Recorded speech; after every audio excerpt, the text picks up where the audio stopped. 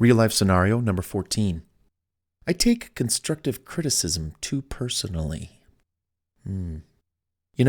For starters, I don't like that phrase, constructive criticism.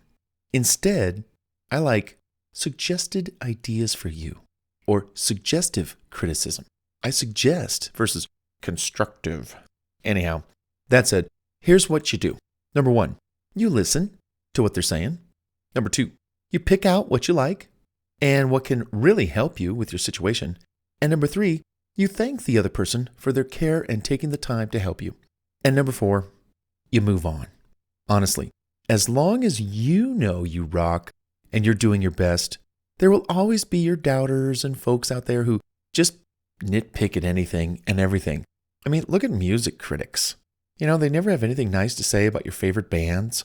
And yet, your favorite bands always get you off and get you going and up and rocking and dancing. But those critics just, ew. Well, it is what it is. So, like I said, take what you can, work with it, when, where, how it applies, and then dump the rest. Being kind and thanking the other person for taking their time to make their comments can help diffuse your own feelings of, maybe inadequacy or being upset that they, critiqued your work when you thought it was beautiful, which it is. Instead, it's bring it on. I can handle it. I love learning where I can improve. Then, with time, as you begin to rock more and do more and be more, folks really can't criticize you that much anymore.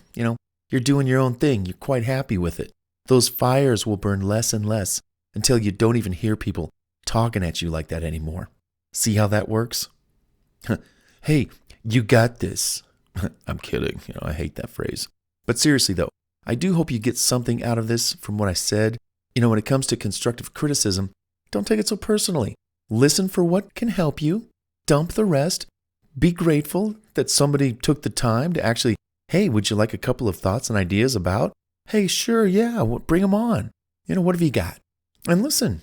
And depending on who it is or their true intentions, you actually might be doing them a favor by helping them critique you because they want to test their own abilities and skills to say, I wonder if I know what I'm talking about.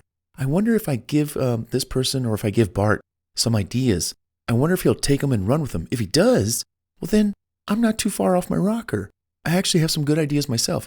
So sometimes, and we're talking about people who are not paid to critique, like those music critics, stuff like that, movie critics.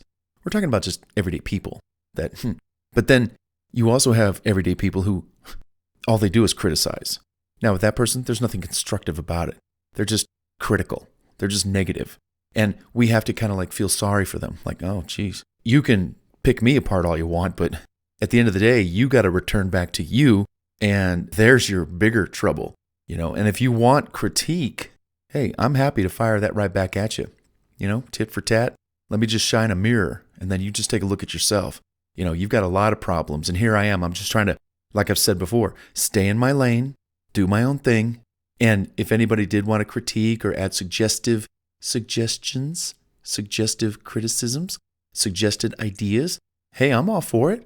Sometimes I'm too close to the trees. I can't see the forest. Thanks for your outside perspective. I appreciate it. But then take the good, leave the bad, and move on.